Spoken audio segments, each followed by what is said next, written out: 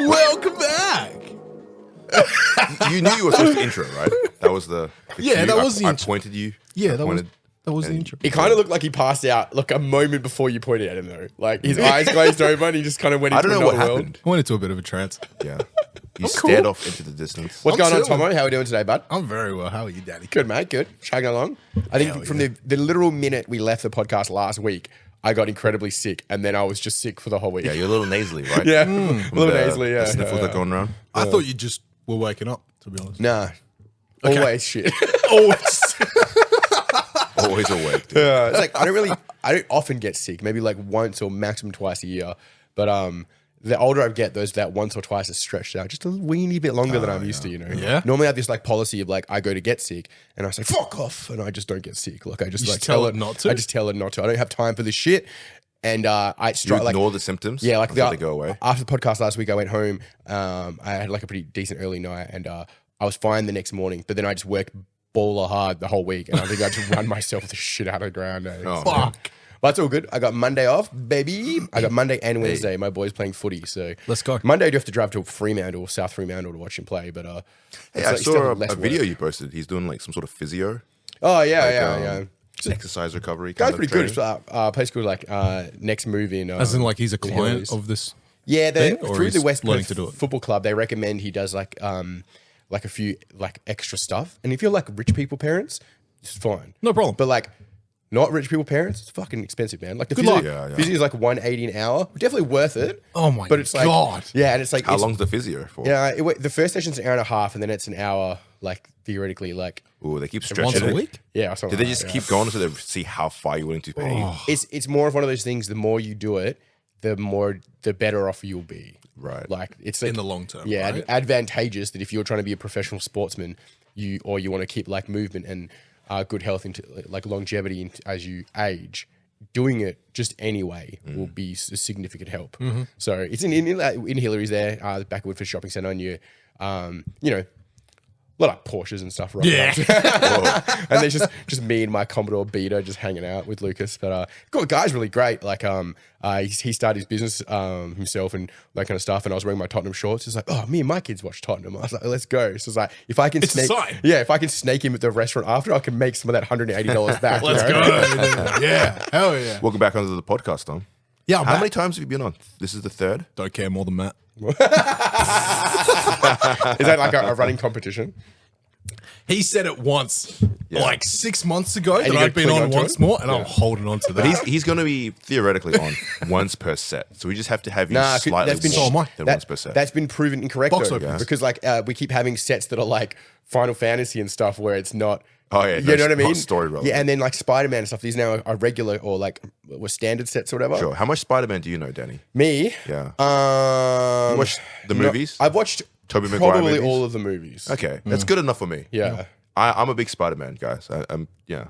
yeah. I tend to care most But based now on the ranking on question how is- attractive the ginger girl is in there. In it. Hermione. Yeah.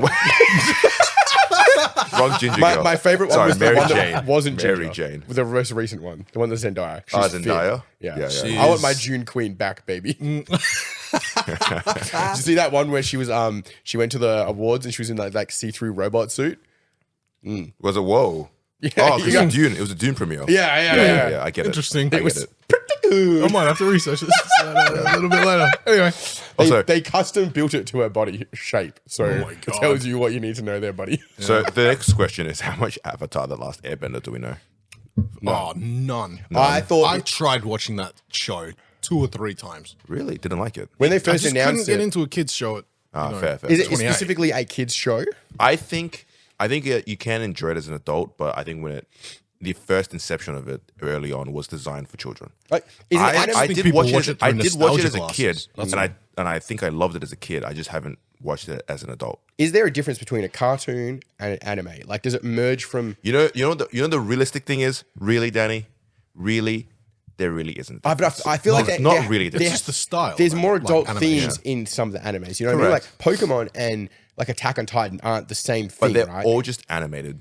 Yeah, but Right. there's a specific demographic. You know what I mean? Like Like they make there's anime kids- for children, they make anime for adults, they make cartoons for kids, and they make cartoons for adults, right? Yeah, But like when there's got to be a clarification. So it was Avatar. No, anime is just they make it in Japan. It has to be in They Japan. just make it in Japan. Yeah, so, but the weebs. I see are what like, you're saying. I fucking get it, man. What I'm trying to say is Avatar closer to Pokemon or is it closer to Berserk? Which one? It's closer to Pokemon because Avatar: Last Airbender is not made in Japan, so fans don't call it an anime. Oh, so if you want to piss off Avatar: Last Airbender fans, you call it an anime watch and the you watch anime. their face drop.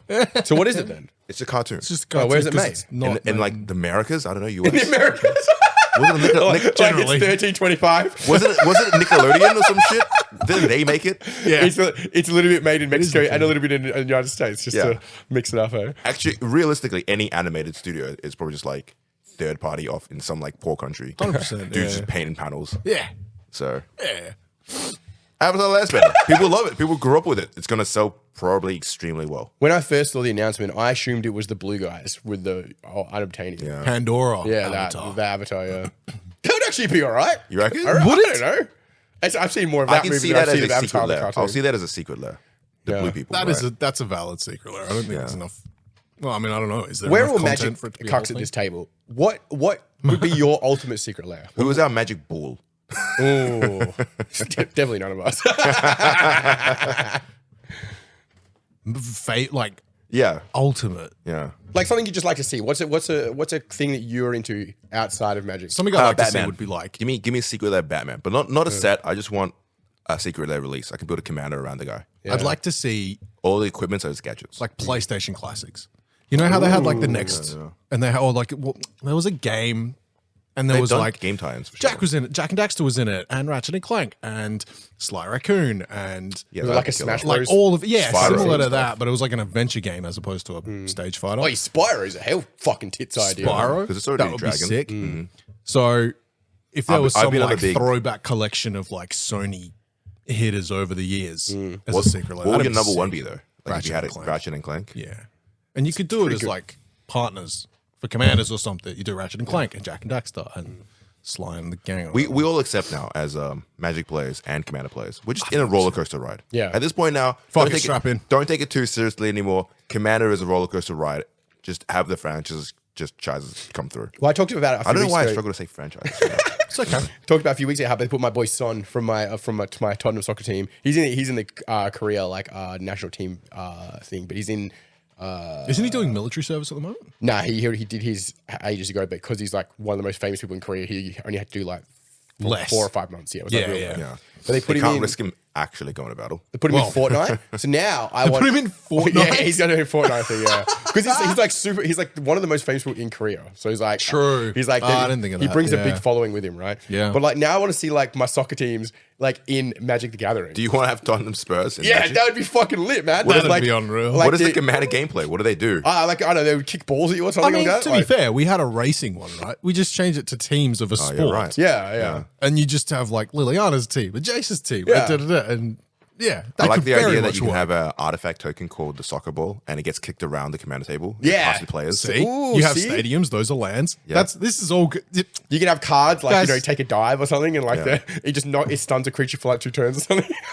Dude, call us John set design. That's You know, unreal. imagine a player who's been playing Magic, old school Magic player, has not played Magic in a while, comes into table.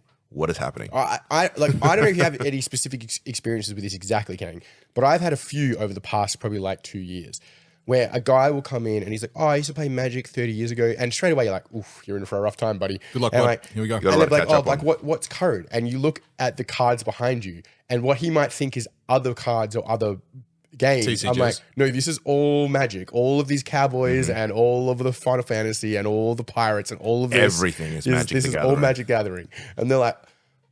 Oh, because even the art direction from 10 years ago, 15 years ago, like, oh, actually, I probably need to give it more than that now. It's probably like 20 years ago, right? When you're going back to like Urza Saga and backwards, it's like the art direction is so crazy different compared to what it is now. Like, I think, Well, it's all digital now, as opposed to being like a lot of it was hand painted and drawn. Yeah, early. do you think early a on. lot of it's digital? Do you? Magic's still good, where there's still 100%. a lot of artists that produce physically. Yeah, it's Most other card games are significantly more digital. I think Magic's one of the few ones that still has a lot of artists making physical art. I mean, I think it's just tough because, like, how are you going to, like, I don't know how to explain it, but for all the artists to be on the same page, about a set, Yeah. they would need some sort of theme. And doing They- something they like have an Aether art Drift, where it's director. like, hey, we're doing space racing. How many fucking ways could that be spun? Do you know what I mean? Yeah, I hear. So it's like, I think for the sake of continuity and similarity, cohesion, that's a good one. Am I living in a fantasy world thinking that all of the art's being done? Because I never like. You are right. Like, how do they get the same character to look the same every single time? But you do have like different. Do you have different spins like within the same set? There'll be different art directions, but all the main characters and stuff like that have you guys very seen similar. have you seen the And process that's- documents that they've shown off?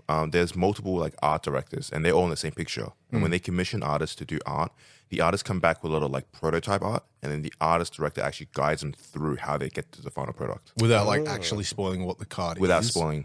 They just give design tips. They'll be like, you need to create this character. It's who's like, a hey, Johnny. we need And a then Johnny in a looks like, field. and Johnny with a looks like sword or this something, in I guess. reference. And then you need a Johnny doing this, and then the artist comes back with an idea. Yeah. But the artists are makes fully within their own realm to create their own designs and their own art style, as long as they stick to a cohesion. Have you ever seen any, like on the the back of like DVDs or like how they made it kind of videos for when they're making movies and the art direction when they try to create characters? Like Star Wars is a big one. It's like all the original art designs of characters, say something like Darth Vader or Grievous.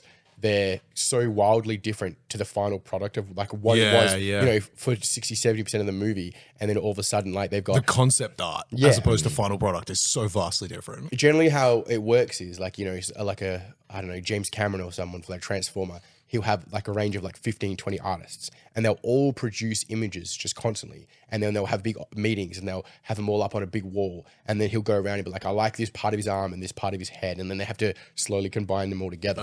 Condense it. Yeah, and it's like it's kind of like a process of getting from like start to finish. And I think I don't know if Magic has the ability to do that for all their cards, but maybe it's more of a streamlined version of that where they're like, all right, this is what a Johnny looks like, and I need you to put him in a car that looks like it's racing down a hill or something, you know what I mean? Yeah. But it is really cool. Like one of the there's a video clip that goes around Instagram semi-regularly of where they're designing the first prototypes for Grievous from Star Wars, and it's all completely different. And on the last like day or two, there's an artist who comes up with a concept for him, and they completely switch everything to match him because George Lucas is like, that's it. I couldn't say it out in words, but this is what I was in my mind trying to. This is what I wanted. That was a very George Lucas thing. I've seen videos where even to the last minute, he's in the makeup studio adjusting how people look and trying to make sure like he has his vision put. I think it was Anakin. He had a lot of like input in how Anakin's design was, and in the end, it was George Lucas's say. I guess as a director, producer, he has the ultimate saying, right? Yeah, there's a vision, right? Yeah. Do you reckon movies are still made these days where one guy has the saying for everything? I think These days, it's all come through I a think with studio, right? specific, already pre-established directors. Yeah, it's got to be more. It's got to be more so than ever, right? Because there's less movies getting greenlit than ever. So it's like the directors have to have more control, surely, like your big name directors, because it's like they've got it across the line, so they're kind of like it's all on them to get it to where it needs to go. Yeah. There's no like, you don't really get a lot of budget movies getting greenlit to go because there's too much of a risk financially to try things out anymore. Hey, how are you guys enjoying Magic lately? How you guys feeling with the sets, the game? Yeah, how are you enjoying Magic, Tom? Look, All right.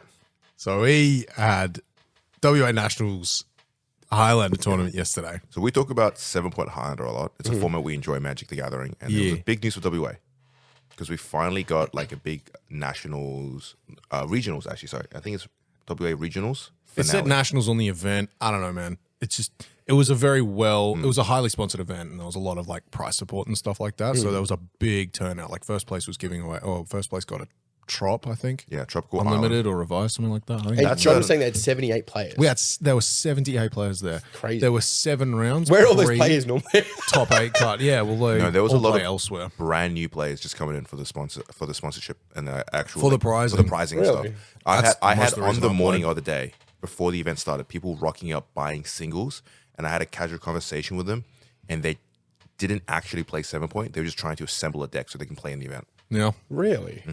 So to tie into that, Because the Tropical Island is what $800 worth of prizing Yeah. for first place. What And was the then there ticket to play? $25, that's and not he bad. was giving out prizes, and there were like raffles and spins. Like 2 of the door prizes at the end of the day was like a gift bundle from Final Fantasy. It's like $300. Yeah. That's unreal. What's $78 So, like, times 25?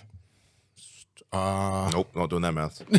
780, what? 1,950. I was getting there, man. Fuck that. I guess that gives you a decent amount of room to move. It does. Pricing. It does.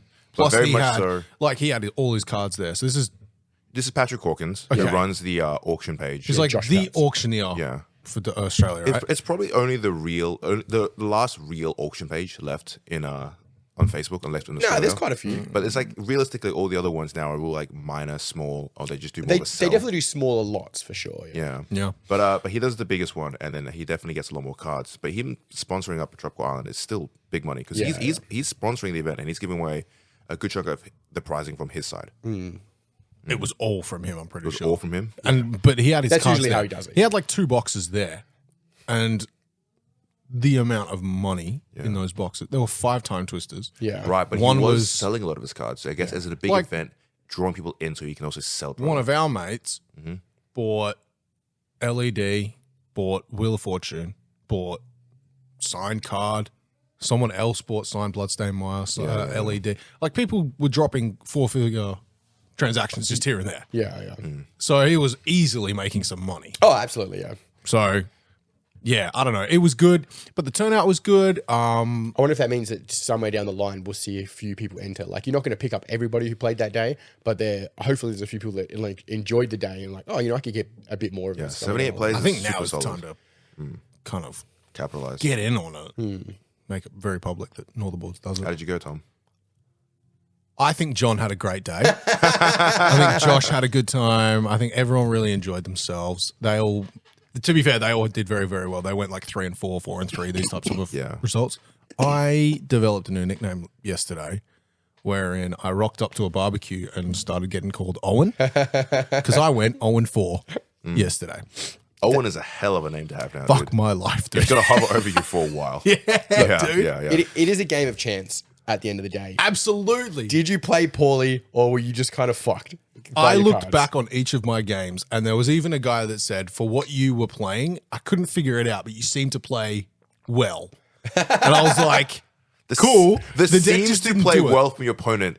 I don't know if that's Because I didn't. DM. So I think I would have crashed out just there. No, because I was playing Esper Flash Rector, and that deck is either it works or it doesn't. Yeah. Right? And my It's a deck 50-50 is. shot in the dark, right? Yeah, my deck is basically Academy Rector, Arena Rector, Flash, like 6 Planeswalkers, and then just cantrips to get to them. Yeah.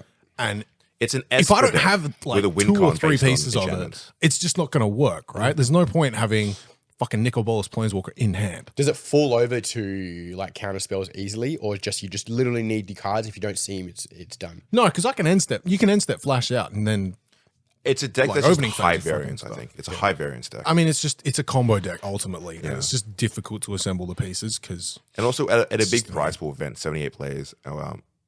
You also have a lot more players taking it seriously. So people are coming down with a lot more practice. People playing like meta decks and trying to go for the pricing. yeah. So there was Like we looked at the top finalists. They've only showed off the players. Oh, do you know who won?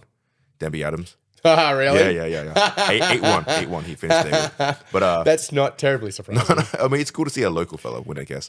But yeah, it was pretty much by the numbers what you expected. The usual players would have gone to the top places with all the most usual decks. Do you know what Denby was playing? Not a clue yet, but I know on the day there was a lot of, from what we've talked to, there was a lot of Grixis players, a lot of Eldrazi players, Jund players, and Jund Natural Order was and like a lot of Izzets. in the top Yeah. 2. I remember they were in the finals. I remember telling people that expect the new version of Jund, the red, black, green deck at the moment is quite strong. I don't remember seeing much initiative, which was interesting. Initiative is a bit And rough at the moment. Eldrazi, there was a few, and I saw quite a lot of Blue Moon. I know of 3 or 4 people that were playing. I think Izzet, red blue is in a strong spot and at like the moment. and like Harbinger of the Seas main board. Yeah, And yeah, he, yeah. like this is like turn 2. He's like, meticulous archival. This is a terrible episode for whatever. anyone who doesn't play Magic. Yeah. But you know, Sorry, Probably you're here for it half the now. other episodes. Yeah, we'll talk about I don't know other stuff later. Danny getting punched in the face by himself. Anyway, We had to cut for a second because Daddy died, but I forgot what I was saying. Anyway, we're going to move on. You said that the new Jund has come through. Is there something that's come out recently that's helped it push across the line? I have strong controversial opinions with the current pointing. We can. That's a whole different. That's a whole different. So it's a pointing thing, not a new It's not a card pointing release. thing. It is a natural evolution of the game. But that's right. there's a lot of Blue Moon, Harbinger of the Seas. People were mainboarding it. People were like, "Yeah, play Surveil Land turn 1 and then turn 2, turn it into a basic island." Yeah. And I'm like, "What is happening? What is going? Why are you fucking yourself over?" So right now the moons are really strong, me. right? But so much so that people are running Harbinger of the Seas, the one that turns it's Major the Moon but blue, right? Not basics into islands. Right now the back to basics and Major the Moon is really strong. People have actually started playing not just Blue Moon, Red Blue Moon, but also stop playing the red entirely and playing Demir Moon. So playing Black Blue Moon and using mages and back to basics as your moons. Yeah, that's And what I had. And you get the strength of black instead of the whatever red gives you, because black at the moment is very strong. Yeah. So Jund, A lot more control for sure. Yep. Red, green, black at the moment is strong based on the fact that black mana is very strong right now. Green is very depointed. And red is inherently pretty good right now. Yeah. So just the combination of those factors makes Jund the best creature mid-range focused strategy. I like Jund because it's a very fair strategy. But nowadays, Jund is no longer considered a fair deck because you run Reanimation to cheat things in, and you run Natural Order. Natural Order was a card that was 1 point and got depointed to 0. And because it's now a free card, you see it a lot more. It's kind of one of those just chuck it in cards. Just kind of. I think Jund is only the really meta one that's playing Natural Order. Natural Order is a 4-mana card that says you sacrifice a green creature and you look for another green creature. Any green creature in your deck. Any green creature in your deck, put on the battlefield. So what people are doing now is using that to cheat in a Traxxas. And you have a deck that plays a very strong, fair, I'm going to play creatures and play removal mid-range strategy, but also incidentally has an incredibly strong win condition of just cheating things in. The annoying thing is, though, typically those decks, obviously Atraxa is 4 colors, they don't run away to cast Atraxa. Yeah, you need to cheat it in. Yeah. And it's just like, The good news is that it's fucking annoying. because you're playing Jund, right? Because you're playing red and black, you have so many ways to incidentally also throw a Traxxas away to draw another card if you have to. Yeah, and when they're like, turn 1, Faithless Looting, discarded Traxxas, you're like, Wild ride, baby. You're just waiting for that reanimate. it's like, man, just do it. Yeah. But yeah, that's a whole different topic. So the tournament was very good. There was price support. How was it run? Did you like it was run? I know it went a little bit over time. The timing was wrong. There was a few misplacements in like, this guy's app said he's at table 30, but he's actually at 33. And these sorts of like small technical issues. But I don't know if that's them or the system, because they didn't use, what's the one? Melee.gg. Yeah, they used Melee. They didn't use the other one. Why I wonder Event Link why one. you would choose to not use the Wizards one. I think because Event Link needs to be sanctioned events. Deck list is my other guest. You can't submit deck lists through Event Link. That's correct. Yeah, but they but were Melee also you accepting can. paper deck lists. I think Melee.gg was used because they didn't want it as a sanctioned event.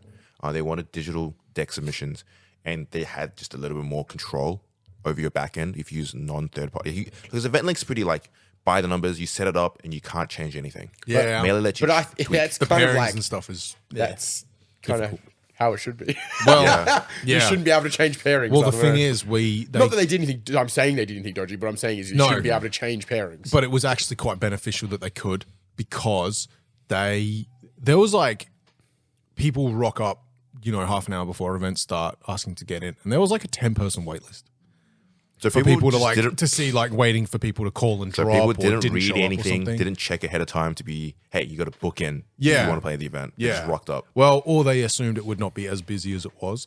Anyway, the only reason they had to, or everyone signed up, and then they set up the pairings and stuff. But then the only reason they didn't accept more people was because there were not enough chairs. They had more room, they had more space. Yeah. But they then managed to find more chairs. So just before round 1 started, they went, right, we've got 4 more players. They're going to play each other.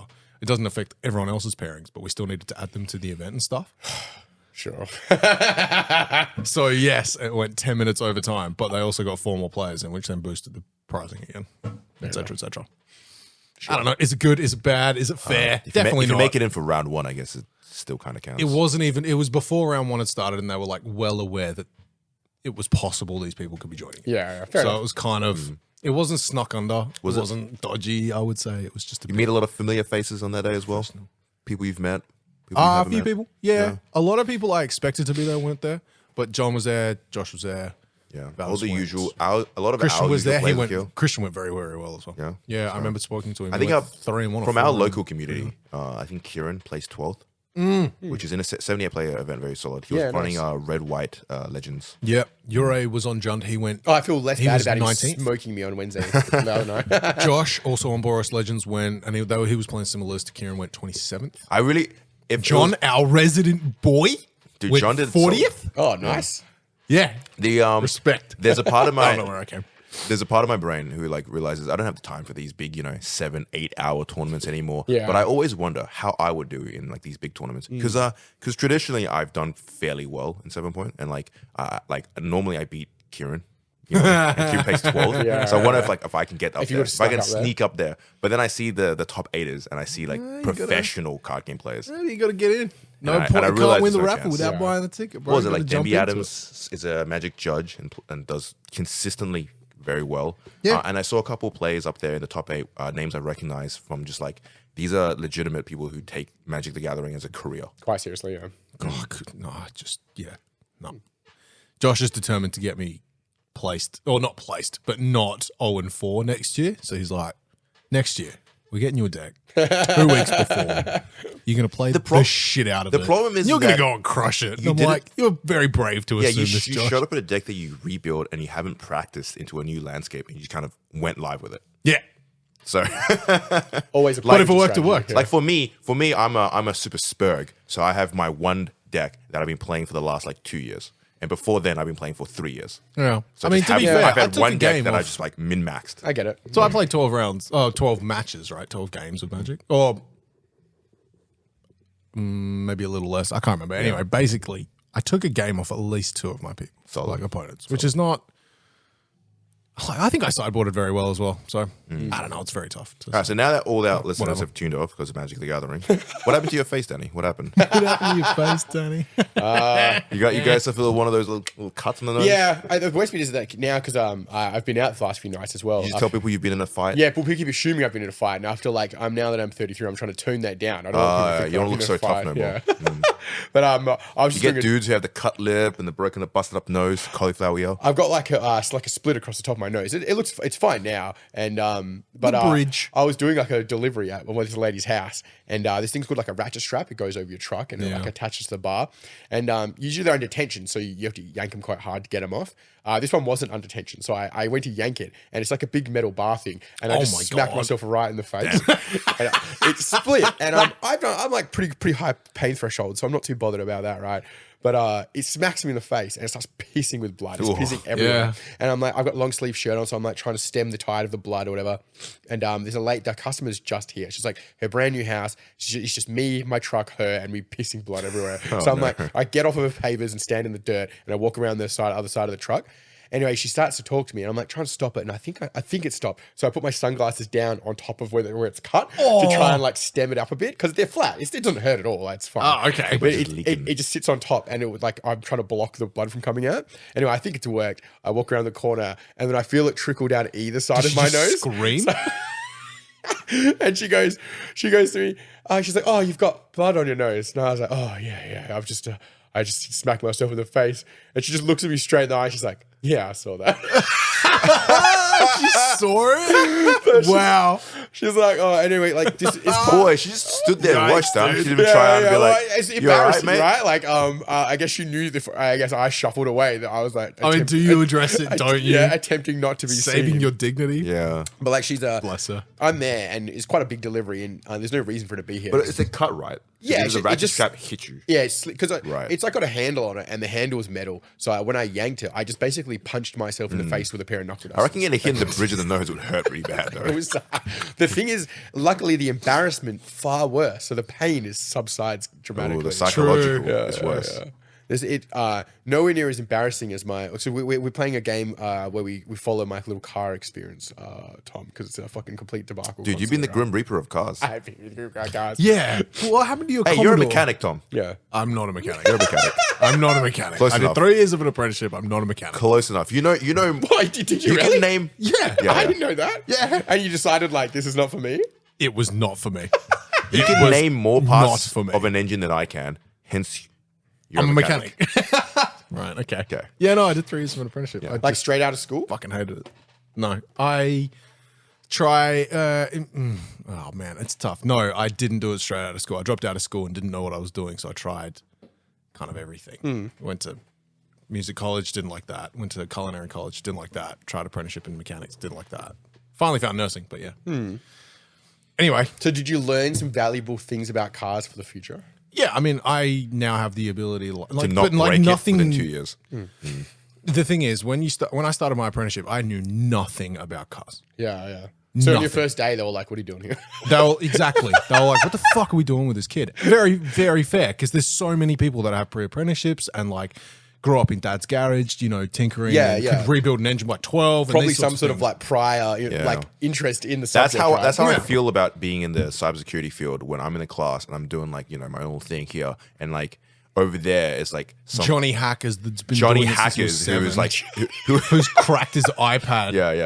His He's like little pebble fucking it's 14 years old leapfrog and pad. he's describing to me how he's already made his own thing that like he also has like a website where he runs businesses out of and also he hacks How things to for hack fun. into MFI. He's designed his entire laptop so that it automates all of his work and I'm like, oh cool. So can you help me with this worksheet? or I'm not? carrying. So I assume you reported him for cheating. Yeah. Yeah. I find a way to park and I cut his brake line. But yeah, so like I've Just learned, kidding. I don't know what a brake line is. That's why you call Tom. That's why I call Come here. Tom. So I know probably as much as the average backyard mechanic. Oh yeah. Less, a lot less than the What average do they, backyard mechanic. so what do they get you doing first as like an apprentice mechanic? What is like the shit kicker job? They had him find the headlight fluid and Nah. the sky hooks. No, Engine tires? because I was 19, so I wasn't like a 16-year-old fuckwit. Yeah. I had some level of common sense. So, but the jobs were like wash the new deliveries, do the pre-delivery inspections, which is like nothing mechanical. It's like, hey, rip the plastic off, go make sure there's oil in it, kind of thing. Yeah. When I was Do that 30 times, and then hey, next year you're expected to pull a transmission out. And you're like, oh, what the fuck? I don't know where a bolt is. Like, for a couple of months before when I was 18, before I started the bank, I was waiting for my paperwork to come through because you have to get like a clearance from police at that point to do it. So I took a job doing working at a mechanical rewind company, and they rewind like motors for machinery. okay. Anyway, they go in there, and I'm like, not like a fucking genius, but I'm not also a retard. You know what I Right. mean? I'm not stupid. I'm Switched not on that and off. stupid. Yeah, and they thought they could like haze me, I guess, on the thing, and I was like, but iPhones also existed at this point, so they did the whole thing where they try to go get like a bucket of bolts and like a sky hook and stuff. But I just Googled it on my phone, and I was like, oh, this appears to be a joke, and then I just walked back and be like, oh, I see it's a joke, and like, like they've got you, and you're like. I've no like I started here with zero knowledge about anything. I assumed I was just gonna be sweeping floors. Like you bullying me means nothing. Yeah. I was like, but it was like two 50-year-old guys, like they're having a great time. Like, we got him. This is the best day of their lives. I know. I wonder if that's slowly Are dissipated they just away. used to their job being extremely boring? Well, I think it's like it's like a ritual hazing kind of Is it? situation. They have But to? I feel like technology's ruined that because most kids now will just like Google the thing and be like, Where to buy it? yeah, No. buy You were striped definitely paint. you had the awareness to do so. I actually think most people don't do that. The amount of people who don't Google when you should just be Googling. I get people asking me things where if you just Google it, like it's the people that look us first up on answer. Facebook and then don't- message us to see what times we're open. No, that's the worst. When someone messages the store Facebook page, they Yeah. have to go to the Northern Boards page to message Northern Boards asking what time we open. Yeah. When on our Facebook page, Is the open on times? the banner, Yeah. is the opening times. 100%, yeah. Impressive. Yeah.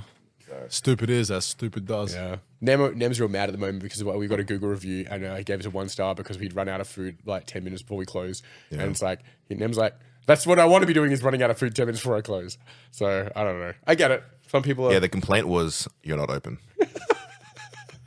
1 star wasn't open. He Is that fair? I don't know. maybe I'll do this as a call to arms because he I think wants it's a 1-star. he wants me to get as many people as I can to report the comment. He thinks that if we report it, it will get removed. I don't think that's how it works. But if you have 5 minutes of time, listeners, go report. fuck that go comment restore up. the 1-star comment reply. Because the problem is, if we get one more 1-star review, it'll drop our rating from 4.9 to 4.8 on Burger Boy, and then we need supposedly by the maths, we need something like 190 more 5-star reviews to get us back from 4.8 to 4.9. Oh, that's a big amount. Yeah, Where do I? You'll Hey, find the 1-star review. It's the first one on the page, I think, right now. reviews.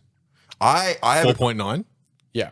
Shit. Well, you can't. You, Establishment. If you have one, Unbelievable. 4.9 is actually pretty good. 4.9 is incredible. I'm 5 playing. stars. I I'm don't playing. believe What are you. you talking about? Yeah. Well, 5 stars, I don't believe you. 4.9, Yeah. believable. 5 stars is hard because as soon as any rating that's not 5, then you're out of it. Gotcha. But you can maintain 4.9 or even over hundreds of reviews. You know what my crazy idea is? We comment on that comment, but we comment extremely heinous stuff, so Google has to take it down. So it has to get bulk like Yeah. You know what the best thing is? This guy's just pissed off because he had to go out in the rain. Yeah. That's all it is. No, I know He's just mad. He's complaining about the weather. Yeah, he's like, the only took me 10 minutes to find the entrance, pouring rain and wet shoes. That's got nothing to do with your food. What are you talking Buddy, about, you dickhead? chose to go out for food. yeah, kidding. in the middle of a storm. Like our roof Uber caved Eats in, and he's exists. complaining about his fucking shoes. Yeah. But the only valid thing he does have is trying to find the Do you shop. reckon the guy who's Yeah, writing the it's pretty reviews all valid. smug about himself? He's like, "Yeah, fuck this bitch." He's sitting in his car, Yeah. eating his Hungry Jacks. Get out of here. You guys ever seen the video of that one guy in? There's a musician playing in New York. Not helpful. Not helpful. Submit. I don't know if you guys know the exact video I'm talking about. This is pretty obscure. Yeah, sure. There's a musician playing in the middle of New York, and some like hunchback gremlin walks up and starts shouting at the musician because he's performing in the middle of like, some business, Times Square or something? Times Square, something. No, it's not. It's like a business area, and he's like, "You're not a real musician. You're being loud and disturbing the peace." Fuck off. I was expecting like a punchline. on, of no, some where that part of came You have to It watch came the video from, but I because love it. I sincerely believe this person looks like an equivalent of like a Lord of the Rings goblin. Like he walks out, he's carrying like grocery bags, and he's just shouting at this music, like this street performer, for no reason that he's just had a bad mood, and he's just like, "Oh, fuck you, you're not a real musician." Yeah, he just found out his wife's cheating on him. He's like, you know who's going to cop it? Oh, mate, Busker Yeah, over there. Busker over He's there. going to fucking get Lay it out on a dude who's trying to make a couple dollars. Jesus. Can't have shit anymore. Yeah. Yeah, Yeah. I know. But anyway, what happened to your car? So I've been using Connor's car So many for a while now, and I do need to go, and this will lead into like the next conversation I want to talk to you guys about, because we're all adults. We're all trying to live adult lives here, to some degree. The car starts having an issue, right? And it's an older car, and it's This is the Commodore. The Commodore, yeah. It's an older car, and it's been around a lot. Connor's used it like a beater for a while, and he's maintained a lot of it himself, which is good, but it's never the same as like a mechanic using it, right? Doing like all the things to save a bit of money. Anyway, the engine light comes on, and like I just need at this point in my life, I've worked incredibly hard, and I just need to get from A to B. I don't need to be in luxury. I just need to get to A to B without the fear, Safely. the anxiety of it lighting on fire. Around me, you know what I mean? What was your reaction when you looked at the dashboard and you saw that engine light turn on? It's like I've really got to a point in my life where enough like unfortunate things occur that every time anything bad happens, I kind of just like, Okay. it's like I really don't. Stick it on the list. I really don't get mad at things. Very rarely now. Very rarely. It's like I'm mad or even I'm definitely in that part of my life where you set the bar low so the disappointment is like it's not as high. It sounds depressing, but I think it's a. You know what's crazy? That was my dad's last lesson. It's very much I don't reality remember. based My parents outlook. my parents didn't teach me a lot, right? But one of the things they did teach me was that if you keep your expectations low, you can't get disappointed. Yeah, It's true. I like to put a more of like theoretically more of a positive spin on it. Like if you just enjoy the process as much as you can. Hakuna Matata. Whatever the end result isn't anywhere near as important. Star Yeah. But you know what I mean? Like if I like coming to the club, and I actually like being a truck driver. I like spending time with my boy and going to the footy with him. I like hanging out with my mates and playing cards. So if everything works at the end, it doesn't really matter because I enjoyed all the process there. And I try to really minimize the things I don't like doing along the way. Okay. One of the few remaining points of my entire life that I don't like doing is driving a car that I can't trust to get me where I need to go without causing a problem. Anyway, so this engine light comes on, and it's a picture of an engine, and in the middle of the engine is a lightning bolt of this thing, and it flicks at you, and it beeps. The car engine beeps. Ooh, it's not and happy. It's just beeping at me, and I call Connor, and I'm like, hey, this is like, and the whole car's kind of like shuddering as well, like it's like shuddering a bit, and I called Connor, and I was like, hey, I don't know, no pressure, but do you have any like pro tips on how to stop this. And I'm like pulled on the side of the road and it's raining and stuff again. And he's like, oh, it's like there's the oil filter probably needs like replacing. And because it'd be gunked up. He's like, I haven't done an engine oil change in quite a while. So he's like, I think it was. Yeah, aren't you supposed to change your like oil once a year? Look, I don't know enough. 10,000 Ks. Yeah, that. I think that's what he said. Good job, Tom. Verified by two non-mechanics. Yeah. But he's like, I haven't changed it in a while, and it'll probably be gunked up, which is causing like a flow problem of the oil back into the engine. So I was like, oh, okay. So what happened? He's staying out at his farm to help his parents, but he was intending to do the engine oil. And in Connor's defense, he's been trying to get me to do it for a couple of weeks. So it's like it's really on me being like time poor, right? Right. And is it procrastination? A little bit of like we definitely could have done it. The entire process took like 20 minutes. I could have done this, right? Anyway, so he sends me out to his place in Joondalup to pick it up. The car, he's like, the engine light's on, but you'll be able to get to somewhere where you can park it safely and we can do the engine oil. Sure. So he sends me his house. He says, at the front of my house is 2 bottles and like with a rag on top of it. Go get those. And I'm like, okay. And again, I'm not a mechanic. Dude, so you're getting the guided experience. I get to his house and his partner comes out and gives me some carrot cakes. Sick. She fucking love a carrot cake. Loves some carrot cake. Nice. There's 2 good positive bit of the story. Yeah. That's a win. There's 2 bottles on the floor. So I take that engine oil and I put it in the car. I've driven back from his to Joondalup to where I'm staying in Carramar, and I take the engine oil and he's like, all right. He's like, there's an empty one and a full one, and I'm like, yes, that is correct. He's like, there's supposed to be a funnel on top of them, and I'm like, I see no funnel, but he's like, maybe I just forgot to put it back on there, and I was like, okay, and I was like. I pulled the car Pour carefully. Yeah, I pulled the car into what I thought was the grass, and I took a water bottle out of my car boot, and I cut the top of the bottle off, so I had like a funnel, right? Nice. And I put that in there, and I'm looking at the oil, and I'm like, again, not a mechanic, but it's very dark. Okay. Right? The engine oil is like black? Yeah, it's black. And he's like, that's some gunky oil. and I was like, oh, is this it, right? And he's like, yeah, there's a full one and an empty one. You're using the one that's predominantly full, right? And I'm like, yes. And he's like, all right, that's it. So I'm pouring the oil into the water bottle and down into the thing, and that's working quite fine. But it's pitch black kind, but it's also where I'm pouring it in. I mean, isn't engine oil supposed to be pretty dark? No. No. I have since learned. No. Your oil should not be black. If it's black, change your oil. Yeah, no, your oil should be like a browny gold kind of see-through viscous. I said the brownie color is pretty dark though, right? No, it's like a lighter brown. It's like cardboardy. Yeah. Gotcha. It's almost orange kind of. The only light in the street is like further up the street. Otherwise, there's no light. It's dark. It's nighttime, right? And I'm using my phone, and I'm using my phone light, and I'm looking at the plastic bottle, and the plastic bottle is pitch black. But I'm like, is it dark? I'm colorblind. I'm like, I don't really know what's going on here, but I'm pouring that in there. Anyway, but if it's a filter problem, pouring more oil isn't. No. Well, you get oil burn off. You'll get engine oil burn off. So just a little bit extra theoretically clean oil will help maybe flow. This is what I've been told. Because the filter is the thing you unscrew and put a new one on. Yeah, he knew we had to change the filter, but he's saying that maybe the clean oil mixed with some of the old oil will help it flow through. Just you're trying to triage the wound. You're not trying to. You're trying to get it to an emergency. You need a band-aid. Realistically, what we're trying to do is get it to work the next day without it blowing up, so that he can then do the filter change. And car blowing up is bad, right, Tom? Not ideal. Yeah, true. So I do all that process, and in my head, I constantly I celebrate too early. I think things have gone too well, and I'm like, oh, Daniel, you've done a fantastic job. You've done a fun job. Then I stop pouring the engine oil, and then I hit the plastic bottle. Fuck. And it tips over. Goes everywhere. It goes everywhere. It fills the engine, and then it runs down into the engine, and then onto the floor underneath. And I thought I'd parked enough onto the grass, but I hadn't. I was on the driveway, and I spilled a little engine oil all over the driveway. And I called Connor, and I'm like, hey, man, I've spilled engine oil all over the driveway. The person that is not going to be impressed that I just did this. And he's like, it's fine. It's new oil. You'll be able to clean it off real easy. Like, it's like, I've got some stuff at home. We'll be able to scrub it off. No dramas. Yeah, how do you clean the oil? Is it just you Good fucking luck. It's a solvent or a degreaser, right? To get it off the metal, fine. To get it off concrete and out of brick, yeah, it's porous. even you those simply don't. It's even those like those paver bricks where it's like they're just rocky. soaks all the So way it's like there's lots of surface That's it. area. Yeah, and he's like, it's like fine. It's raining. He's like, just put some dirt on it. And it'll suck up most of the oil. Get rid of the dirt. You'll be fine.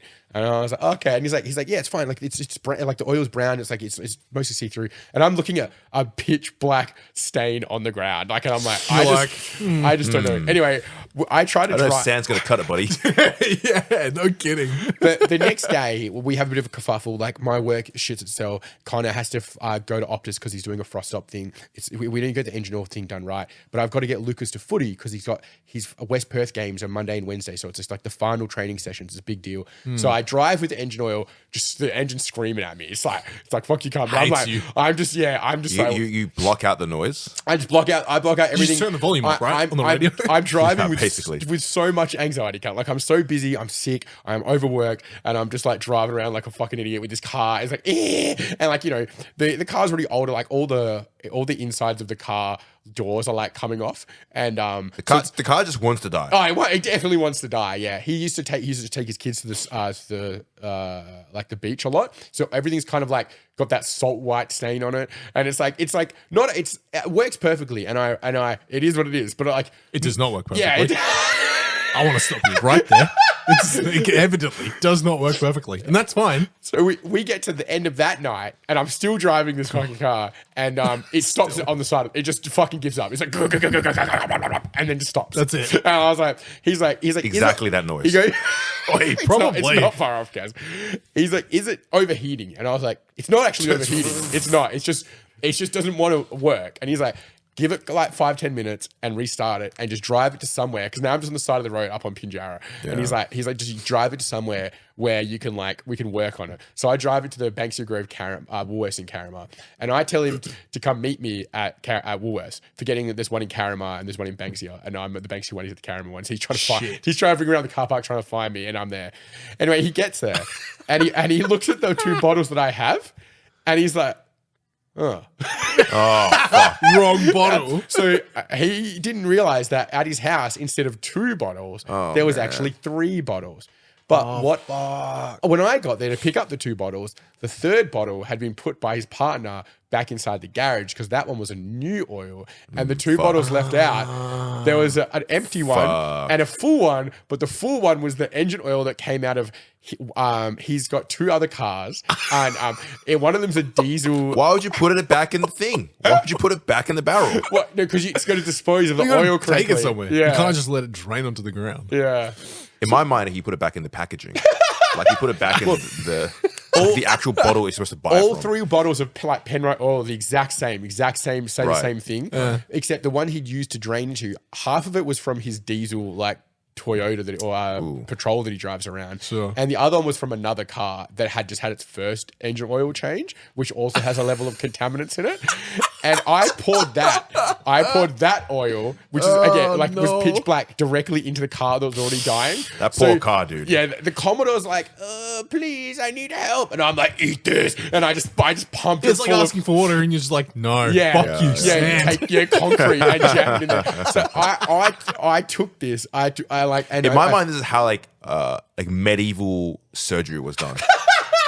We're like, we don't know what we're doing. We need blood, so we'll take some of his and some of that oil, jam it in this. Good enough for me. So the car, I made this situation incredibly worse by putting in significantly worse oil into each situation that was already bad oil. So we're there at the Woolworths car park, and he's got the engine filter, and he thought he had an extra oil filter, but we didn't. So we had to clean out that oil filter. So we just had like little zip ties, and we're using the triangle part of the zip tie to try and clean the gunk out. Clean the gunk out of the oil filter. Imagine being someone in that car park watching it happen. Yeah, no kidding. I don't know if you saw the photo on my Instagram, but we had it up on blocks in the Woolworths car park. Oh dear. How very Banksia Grove. Yeah, it was exceptionally Banksia Grove of us. Anyway, I bought us walk in a box, and I slowly fed Connor a walk in a box while he did my engine.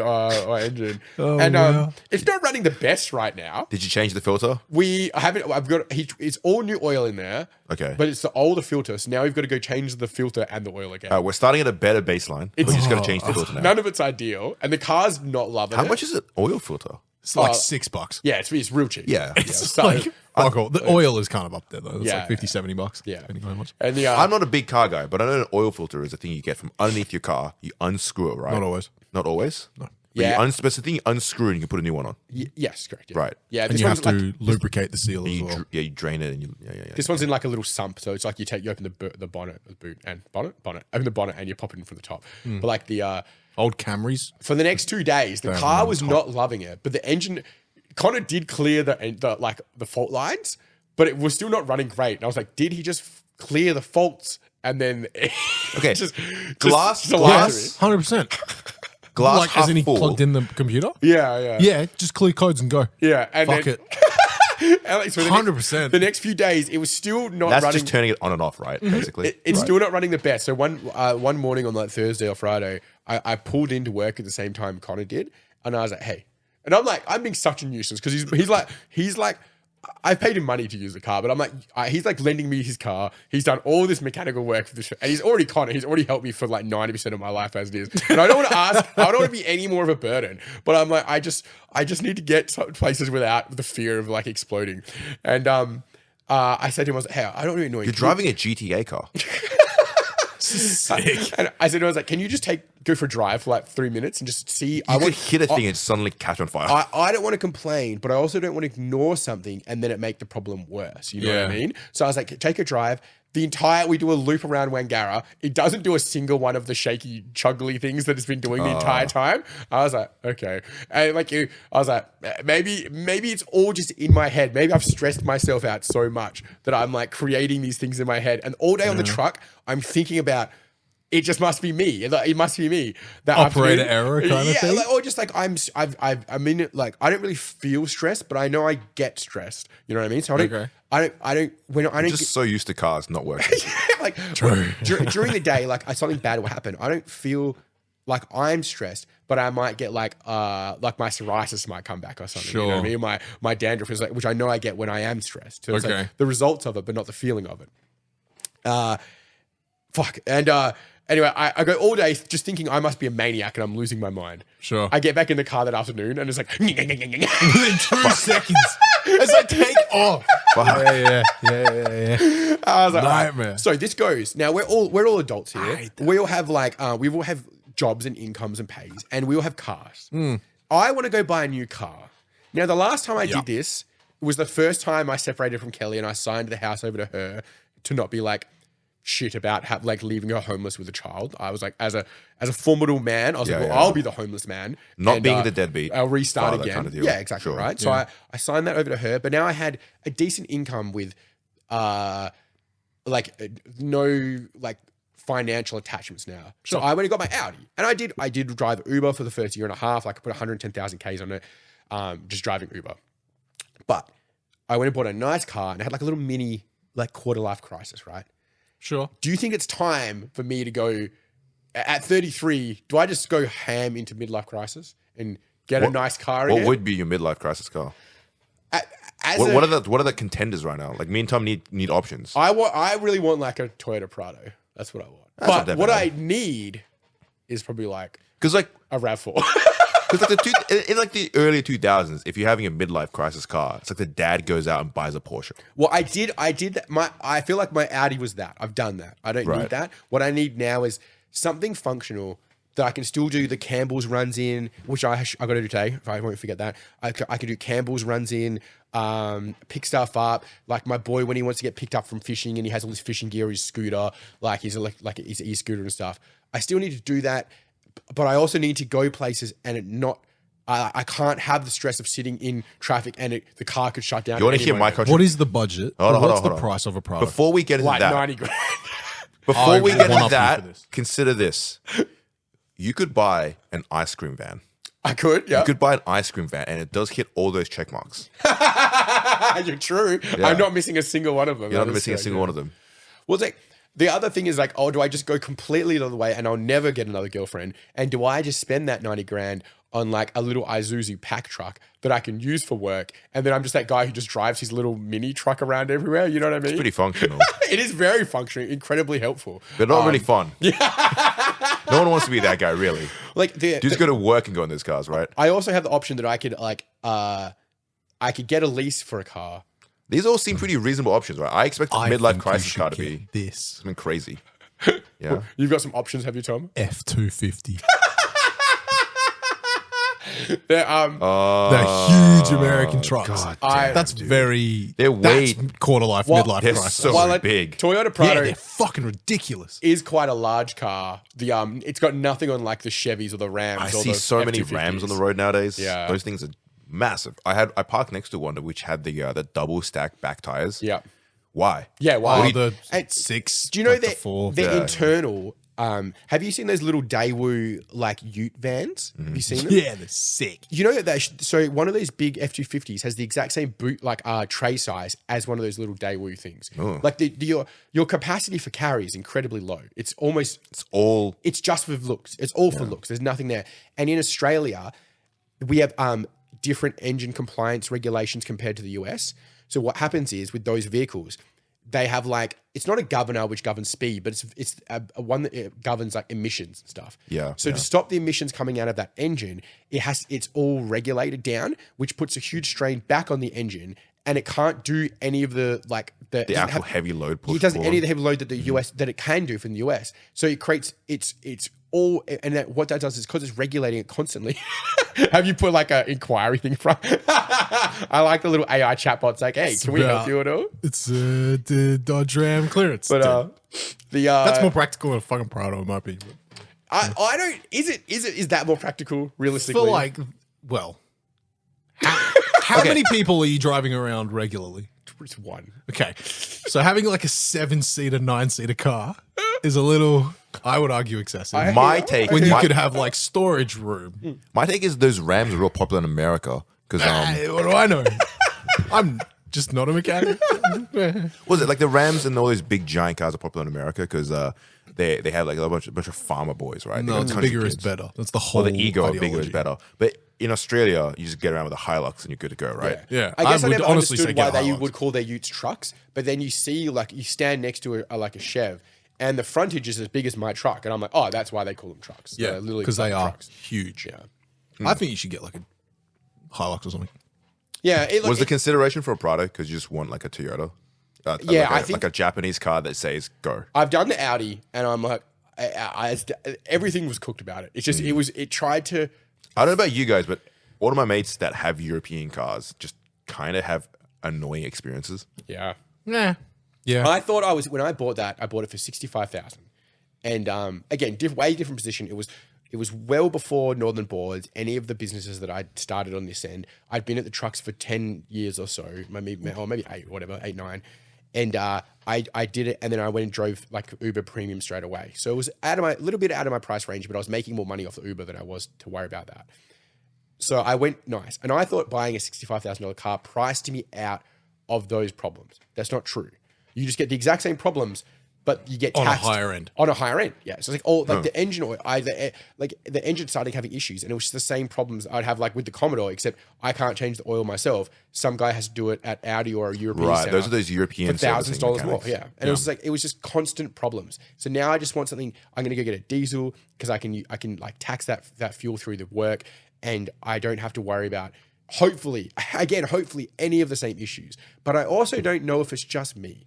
I don't know if I am the Grim Reaper of vehicles and I bring the negativity of the car. This is like You should consider looking at your driving style. Are you an aggressive driver? No, not at all. No.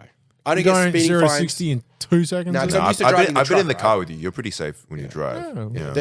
My truck that I drive, they always have governors. So I most of my trucks don't even go above like 98 kilometers an hour. True. So I'm very used to not hooning around. This is like a special hidden skill of yours. It's this equivalent of in Magic the Gathering where you can just draw lands despite only having 14 lands in your deck. Exactly like that. Yeah. Yeah. So In draft last night, we did an ultimate Masters draft. Oh, Also, sick. I kind fucking- of wish I'd come. that set is so iconic. I've got one more Ultimate box. Masters is great. It's a little pricey because I did buy them at like full consumer price for the box because I couldn't find them. Yeah, at we a have to distributor. make a margin on the box. Or if you just make back what I paid for them, to be honest with you. But this one those sets are the perfect drafting. Like it's like even the commons and uncommons for play are all banging. It was back when they had master sets, like reprint sets, but they still considered the draft scene. So they really wanted to give people a draft experience. Yeah, correct. And I think these packs were like the precursor to like collector boosters. Yeah, they were. You know, like Yeah, they were. collector boosters are that with all the premium cards. Ultimate Masters was the first box that was priced at 500 Australian dollars.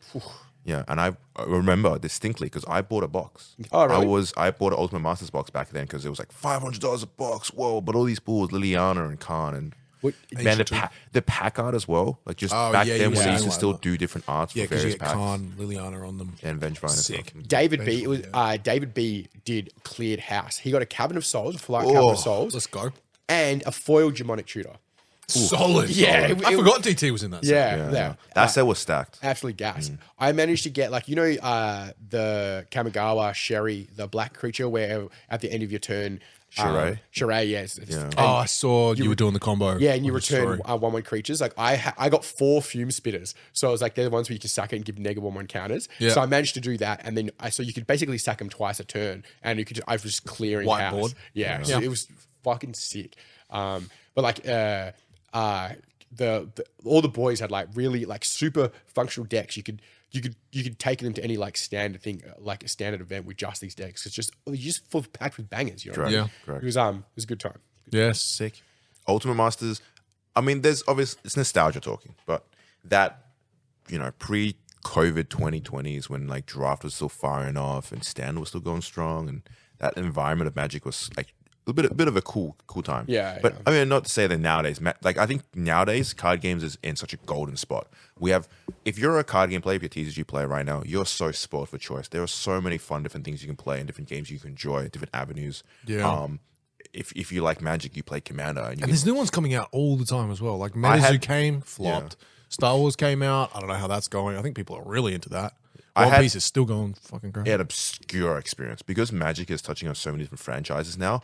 I had a guy come in where he was buying stuff for Magic, but he doesn't really play Magic, but he's aware of it. And I think he was buying for gifts. He showed me a picture of Ren and Stimpy on his phone, and he was like, "Did they do anything with this?"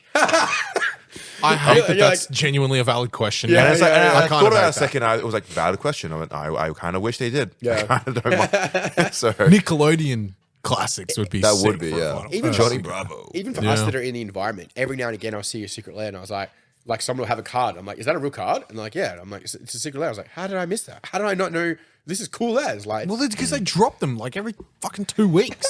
and we do get like being in the shop, people will quite regularly ask if we're going to get this in, if we can buy it. But for the most part, like every now and again, like I know the store got allocated some Deadpool ones, as well as we are getting allocated some Sonic ones of the non-foil secret lairs. But that's a very, very new thing. They're the only 2 times they've done it through the allocations from the distributors. I think this is a going forward plan. Yeah, right. That's good though. But Yeah, it means there's just more people have You a have chance to get security cards. of it. when customers are like, oh, well, we want to get it off you, and I'm like, it's only if I manage to get it. Yeah. Like I have to also wait up to midnight to then maybe Bro, get it's a it. lottery. So like for the last lot with the Final Fantasy, my friends and I stayed back and played some Commander. There was my mate Damo and Tom and we all joined in at the same time. We all joined in exactly the same time, within seconds of each other. I got in first by 2 hours before the other 2, and I managed to, for the store, buy like $3,000 worth of product to like buy and sell here. The other 2 boys, one of them got in after about an hour and a half, and there was almost nothing left, and one of them got kicked out 2 hours later and got nothing. And we it's like, but that it could have easily been me that was one of those 2 guys, and then we got nothing for the store. Just you know? chance. I guess. We do try to be on right and get on the secret layers, but the precedent we're setting, like it's not. We can't guarantee. Like, and we get because now we're selling secret layers. kind of we have get a what lot you can more get. people coming in asking if they could pre-order secret layers. Yeah, exactly. I can't do that, bro. Yeah. Yeah. No, yeah. it's just not possible. We just have to be awake at 12 o'clock and hope for the best. It's crazy how much of this industry is like that. It's the same as like, with Edge of Eternity's coming. I think it's a little bit less hot across the board from speaking to people. But to me, this looks like one of my favorite sets art-wise and ability-wise, I guess, like design purpose-wise, in a very long time. Again, I know not a lot of people are into it, but I don't know, man. I really, really like it. It kind of reminds me of like seeing Star Wars first time when I was a kid. It's like this concept seems really cool to me, but they've cut our allocation down hugely. Yeah. So friends that I would There was normally some allow to cuts here. By a percentage? no, just wait. Like we Like decimated Yeah. the margin. So what was your original order? What have you got now? how many collector boosters did we get for Final Fantasy? Normally we try to aim around 18 collector booster boxes, right? We're talking 3 cases. 3 cases. Yeah. We got allocated 1. For Final Fantasy. No, Final Fantasy. Edges of Eternity. Yeah. Oh my god. Yeah, and Like, it's like, and this is we thought it was like an anomaly for us, right? I emailed our rep being like, "It was just a typo. Yeah. Did you miss Yeah, the what are one you in front of the doing? 6?" Yeah. No, just it seems like Edges of Eternity got decimated on like allocations, and the I wonder. fuck? I think this is just the trend. I think Magic the Gathering is pulling back on how much collector boosters they're doing and trying to push people back to buying the Getting regular, into playing it, not collecting it. getting more into the regular. You open play boosters and you buy play booster boxes, and collector boosters boxes are very much a chase collectible item. But the Well, it problem with is that very is much that the- it's just going to get giga scalped. yes, correct. But it is also becoming quite a collectible card game. It Yeah, is. if their goal really is is to at this create point. better longevity of value and not burn out their customers for sales, that's fine. Like if they want the cards in collector boosts to be worth more over time, I get that. Yeah. But as a business, it's going to create a more constricted cash flow situation coming out of these things because we've built up and got used to these cash flow situations, selling what we're selling. Now, we might sell out of collector boosters in the first week of that, but that means that anything after that week for the next 2 months, and that like we didn't create this cycle. Like these hobbies have created the cycle they've given to us, and we've adapted to them, and now they're going to take that away. How do you then rework yourself into that? And it also is before, it's like, you know, we'll order 16 to 18 to 20 collector boosters boxes. If we get less than that, and then you see other places, other shops or online retailers or EB Games getting significantly more, well, you're like, well, are you really supporting like local game businesses? stores Yeah. at all? Yeah, You're yeah, not yeah. at all. Like it's, No. yeah. And you have someone like EB Games and GameStop in America, like it was the same company, obviously, putting their hands up and saying, oh, we're going to turn ourselves into card collectible stores. And we're going to get away from video games. You're like, well, do we really need another, like, you know, a Woolworths of card games in Australia coming in and putting their boot on the neck of like independent stores? Local game Yeah, stores. for sure. Who've done all this work to build up all these customer bases, and then you're going to lose people to pre-releases out of EB Games in Joondalup? Fuck that. The LGSs create the communities and the space for the players, and then these big franchises come through and just rake in the cash flow. The problem with Sorry, just before you keep going. Sorry, man.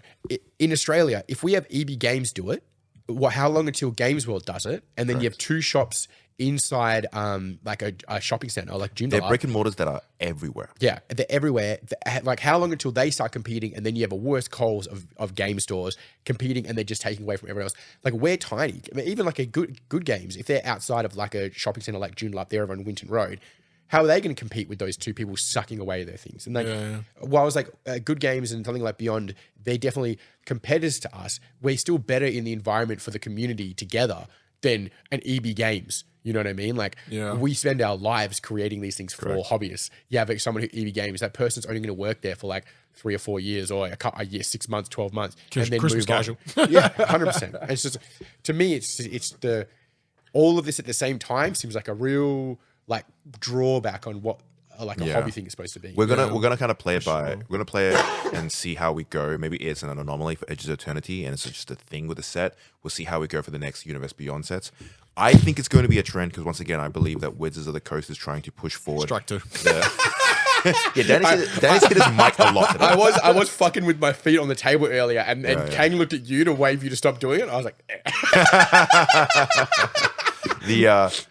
The thing is, Wizards of the Coast is trying to get people to go back to buying. Like, obviously, they're trying to devalue their cards. A big thing, a big part of Wizards' responsibility is to make sure that there is inherent value in their card game. Absolutely. Because you have to. There's collectability, and you need value for your card game so that the card game is sustainable and exists. LGSs and every big franchise out there need to have some value in your cards so they'll open it so they can sell to customers. Yeah. Sure, there's economy there. No matter how much you think this is a game, partially it is an economy. Yeah, it is. And a long time ago, Hasbro had one of the big investors for Hasbro came out with a thing where they were saying they are devaluing their product by printing so much collector boosters. And this was about 2 years ago. And it tracks with general production pipeline for Wizards of the Coast is about 2 years. So now we're reaching that tail end of the 2 years where we've seen less and less collector boosters getting printed, right? We've seen it progressively from the beginning of the year. We realized, I think it was Foundations, where Foundations collector boosters weren't print to demand. They were just one print cycle, done. Foundations collector boosters. Tarkia, one print, one collector boosters, done. Final Fantasy, same. And now we're reaching the end of that where they've pulled back on Edges of Eternity. So sure, you're trying not to devalue your cards and not have people buy so much collector boosters. You want people to go back to buying play boosters. But we're in that transition period where people are used to buying collector boosters. Yeah. And you can't just expect customers to just then buy volume of play boosters to substitute their collector boosters. Well, That's there's just also not that how... you can't get. There's things in the collector boosters Correct. you can't So get. here's the thing, in right? boosters, In the certain past, arts they're and trying to go back to the way they were in the past, where people would just buy more play boosters to try and hit their pools. But you're in an economy now where people are used to buying collector boosters, the premium product, and you want them to go back buying volume of the lesser premium product. Yeah. And that transition period now is going to be rough. In the long term, probably we'll go back to the way it used to be, where you buy like 10 regular play boosters to equate to one collector booster. Yeah, but I mean, it's But like right now, It's not the same value. I wouldn't want to buy. I would rather buy one Porsche than 10 cameras. But here- Do you know what I mean? Yeah, of yes, course, but here's the And I thing, get right? it. So this is the thing. So,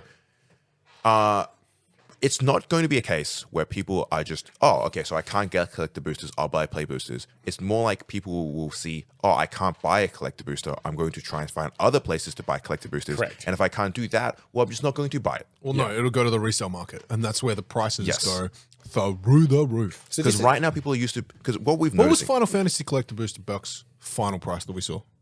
I saw one for 1,700 sold. The RRP 2-2 online. 2-2? Yeah, 2 Ridiculous. A market price about $2,000 over now. They're I mean, selling and because you 2-2 can't get them anywhere. One of the one of the festivals, like the in the States, there were 2-2 in US prices, and they were selling. Like, we just, do you know what I mean? That is the So what I'm trying to say is, problem with restricting product. people are used to buying collector booster products, and if they just can't get collector booster products, they're just not going to buy it. Correct. And you can't expect someone to then substitute with play boosters at the moment. Absolutely. And previously when we've got like they were basically sending us any amount of collector boosters we could buy, we wanted to buy.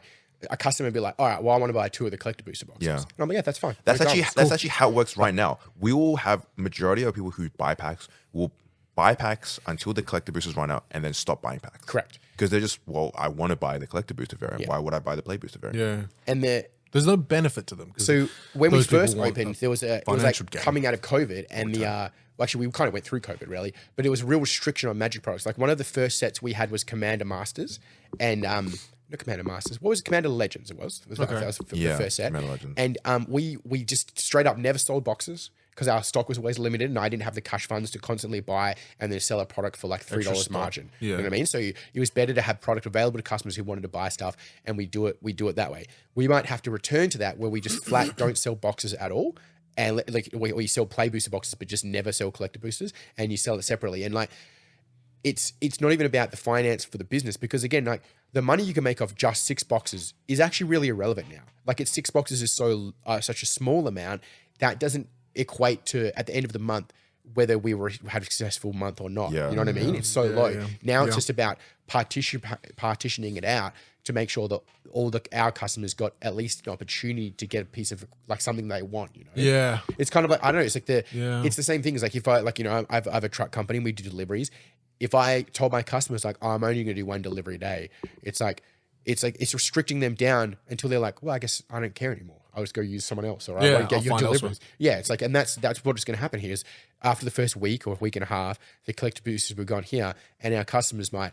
But there's also, if they know what we've like noticed as well is like as we have more stock and more singles and better selection of products, more people will casually come down during the month to check us out or see what we've got, this or that.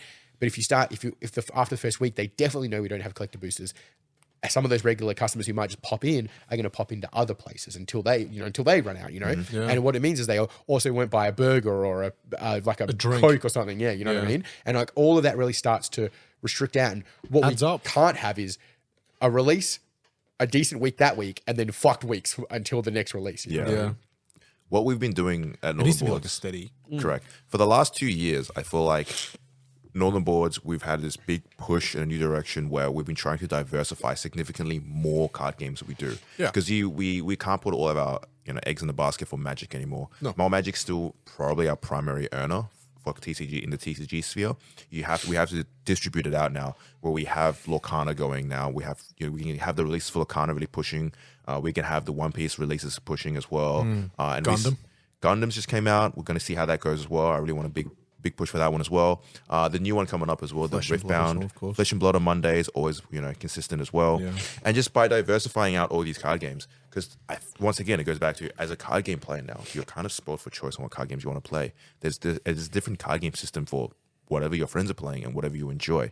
I know a big one I'm really trying to push is the Riftbound TCG. Yeah. The League of Legends card game Riftbound is coming out in October. Oh, and there's already yeah. been some pretty strong momentum going locally. Like people are printing out proxy decks, we've been playing decks on Tabletop Simulator. Oh shit. There's this whole community push already happening for That's the cool. game. And it's 3 months out from release. Yeah, That's good. Now when I come in on like Fridays, I see there's groups of guys playing, people that I've never seen in the store before, Correct. all playing these like printed out decks for Riftbound. So it's gonna be interesting to see what kind of momentum that gets. Because a lot of the time, the biggest problem for new card games coming in is trying to find a footprint in an already really crowded market. Yeah. But I don't know if it's people that have coming in that are only League of Legends fans and that's why they're playing it, or this is just finally the game that resonates to their play style Yeah. and what they want to do. Well, the right? thing I with know nothing about League of Legends, but it's something I'd check out because it's a new TCG. I've been playing it. I can we'll and get like you a game. people, it's very much like, oh, my friend said it was good, so I'll try it.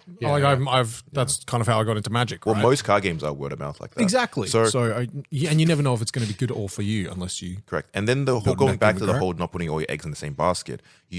You can't just commit to one TCG because the natural ebb and flow of card games is that they either go up and they down and go up and down, and you can't. And it's not consistent enough for like a business. We have to make sure that we have a steady flow of releases and a steady flow of like games that are doing well.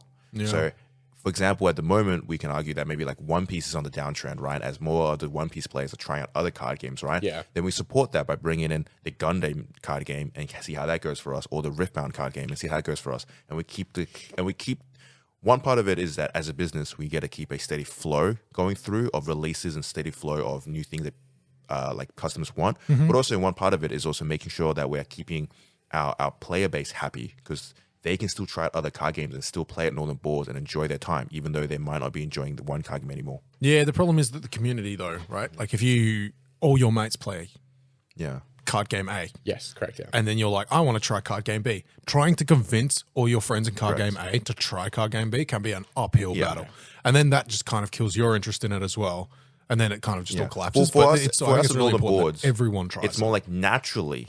We're on all the boards, like as we have like, predominantly our customer base is, there's a lot of card game players, right? There's a lot of card game players.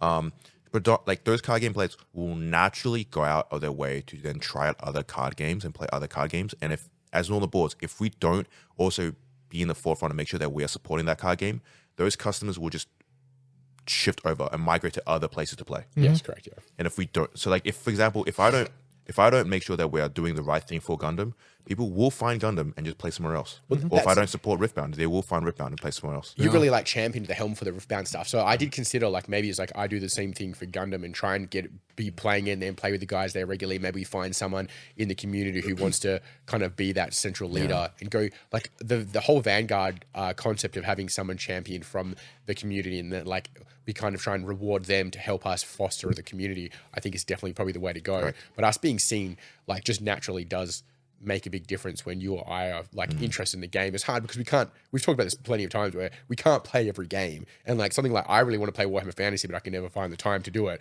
But I can sit down and play like 1 or 2 games for half an hour of like of a card The game. thing you So- mentioned where it's impossible, you mentioned the friend groups where you have like friend group B and friend group A, and if some guy, and the guy from one group really wants, you have a friend group, right? And if one guy wants to try a card game, trying to convince everyone to play that card game is really hard. Yeah. That is the truth. But sometimes you just got to get the right person. Right? No, You just have exactly. the right person who just naturally is good at pitching ideas and getting people into the card game. Yeah. So Bit of passion there. I think the biggest like evidence of like community driven I guess card game interest was Flesh and Blood when I was still working at yeah, the other shop. GG's, yeah. small, super dedicated group. It was there were like 3 or 4 people that were there every Thursday night trying to get people to come down, lending people decks, giving cards out, explaining the rules, like religiously every Thursday for like a year before that scene really got, probably have 6 months before the scene got going. And then over that second 6 months, it really kicked off. And that was when Flesh and Blood like really kind of, Just needs that momentum to keep the and ball it just rolling. kind of like was like, it's snowballed, right? So I was like, it's going to take ages to get It's funny you say that. it is, the yeah. bucket full, but as soon as the first bucket's full, you can keep going with like, you know what I mean? I can't. Well, hobby stores are littered with keeps the going. corpses of card games that never made it. You know what I mean? Tactics is so bad for it, man. The amount of like TCGs you see on their shelves, product, it's like, man, no one plays the Final Fantasy TCG. Yeah. No one plays Vanguard anymore. And it no shows one that plays Final these- Fantasy wasn't Now the it's card problem; game it was the as card well. game, right? Yeah. Yeah, it's like you said the Final Fantasy is like it shows the Final Fantasy wasn't the problem of the game; it was the gameplay itself of the game because Yeah. Final Fantasy in Magic was game Clearly consistency. worked. Yeah. It's funny you mentioned that, right? Because now that like 7-Point Highlander, we have a big tournament with 78 players. I remember when I was first trying to pitch everyone to play 7-Point Highlander, no one was playing 7-Point Highlander really in Perth at all. It was like me and one of my mates. We were just with Joondalup, just trying to convince people to play 7-Point Highlander. And like it was like, because I was getting tired of playing Commander, and for months it was just me and my mate, just only ones playing Highlander. And like there was like people would like give it nicknames like, oh, it's not a real format, not a real format. They're joking about it until like one by one, like we had a couple. It isn't a real format, but the main thing is that when like you're trying to pitch people to play the idea, they're like, Yeah, it took me ages. Yeah. Well, that's why it would be I'm not, nice like, to see. I don't want to toot my own horn, but legitimately no one in Perth was playing 7-Point No, Highlander. yeah. And it was like Joondalup was the anomaly. Between where, like, you and Jackson, I got into 7 Point. yeah, and it was like me and Schultz. Me and Schultz was Yeah, the first and one, Schultz, right? he was another So one. it was me and Schultz playing 7 Point for like months before we got anyone on. And there was Alec McPherson jumped on, and yeah. he was also working at Jump at that time, and he actually used to play it back in the day, but no one was playing it as well. So they just the momentum, the snowball from there, and now you have the situation where it's happening now. Yeah. And it got to Morley, so. Good Games Morley picked up 7-Point Highlander because I was playing Pauper with Antoine. You know who Antoine is? He used to be a big plays a ton at Morley, and I was playing Pauper with him in the Pauper tournament, and I pitched the idea to him, and he messaged me one day out of the blue. It was like, yeah, I want to give the format a go, and from there he brought it over to Morley, and it just started snowballing. You just need the right people at the right time with the right passion for an idea of format, and it just sparks out of nowhere. Yeah. So that's kind of my hope for Riftbound. That I catch the right people at the right time with the right momentum, because there's a lot of little stars lining up for Riftbound that I'm kind of keen on. The person who is working on the current like biggest deck builder, Piltover Archive, and the person who develops the Tabletop Simulator mod is WA based, right? Oh, that's sick. Is in WA, and That's cool as I shit. have the I didn't contact, know that. right? And that person that plays, Do you know them? I have the contact. I don't know them Of them? personally. They live south of the river. okay. They're pretty chummy with Cannington, Okay. Because they live in. Can't remember the suburb, but it's like South of the river. Yangebup. Yeah, live in Yangebup. Jim Bumbleway. Jimbumba way. Yep. That sounds like a southern river. That's a place. WA That's state fair. right there. So yeah, there's a little stars lining where like the person that works, that he's working not I won't say closely, but he works a little bit with the developers to also make the deck builder and the tabletop simulator, and really pushing for a local thing is all WA based. So if I can get the right stars to align and really push Riftbound, I can see it really firing off. And I really want to go in with it.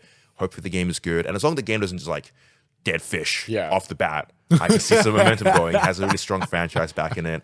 I would love it as well if Northern Boards can find itself in a space where we're able to have our own team as well. Yeah, I think yeah. more and more now, new card gamers, people love to have like their own teams where they can compete and have camaraderie of That's players. fair.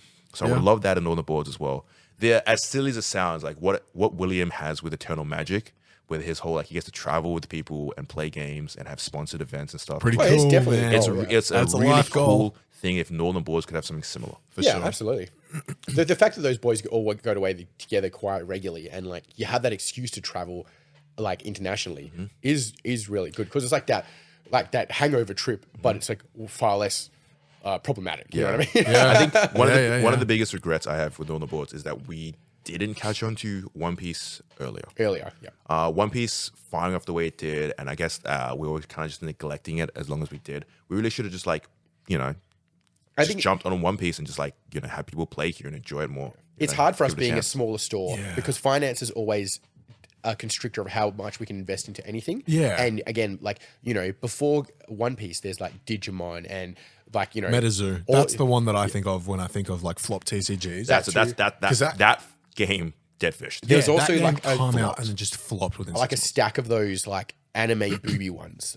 You know what I'm talking about? Like, months. Oh, what's the? Yeah, I don't there's know. like, fan at the- servicey ones. especially like over the last 6 to 7 years, there was a real stack of like anime based card games where it was like they just all died and they went literally nowhere. Yeah. And it's like we have to be careful as a small. So you can take risks in business, but they have to be slightly educated risks. Yeah. So you can't just invest 10 grand, 20 grand into every new thing. So it has to be like, you have to be more mindful of it. And I think what I'm hoping is that these big game companies think a bit more about what the longevity is, because it's not just our little Perth community. They're selling to millions of people all over the world. So hopefully there's more longevity in their things that they're trying to achieve. So, but and then it's also like it was always the same constructor of me and my ridiculous lifestyle. Kang being at uni as well, we don't have 100% time to commit to every single thing, so we have to be mindful about what we put our stakes on. And like One Piece is one of those things, like even if we wanted to, I don't think we could have committed like an incredible amount more time. Like I don't see myself playing One Piece. I think other stores got in. Yeah, not that you didn't get in quick enough. I think other stores just kind of took the helm on One Piece. It was a tricky time, right? Because you were also doing so much with Froststar, and Northern Boards here. We also had most of our hands just full running things as well. Absolutely. So it was like one extra TCG on the plate was, it was like really have our plate mostly full at that point. And what often happens is like a rep from a distributor would be like, hey, do you want this thing? And you're like, what the fuck is this thing? And it's like, because it's also a bunch of emails of other things. We're like, hey, you want these 12 board games? And I'm like, no. Like what? Very clearly not. Yeah. So it's hard when you've got to make a guess on whether is this a thing that we do want, or is this a thing that they're trying to shill on us. But anyway, otherwise, I, along with the other 14 people you've messaged, don't want this shit. Yeah. Anyway, so exciting stuff for the card game sphere. It's honestly, it's a big card game booming market at the moment now. War games is Warhammer is bigger than ever now. We just had the Horus Heresy 3rd edition release. Yeah. We're expecting some sort of old world fantasy new release as well. Plastic Men. Yeah. Toy soldiers, right? Fantasy toy This soldiers. time next year, we should have Warhammer 40k 11th edition. Already people speculating on it. So yeah, exciting times. Thank you for jumping on today, Tom. Yeah, You're cheers, good, Tomo. No, you're welcome. Appreciate it.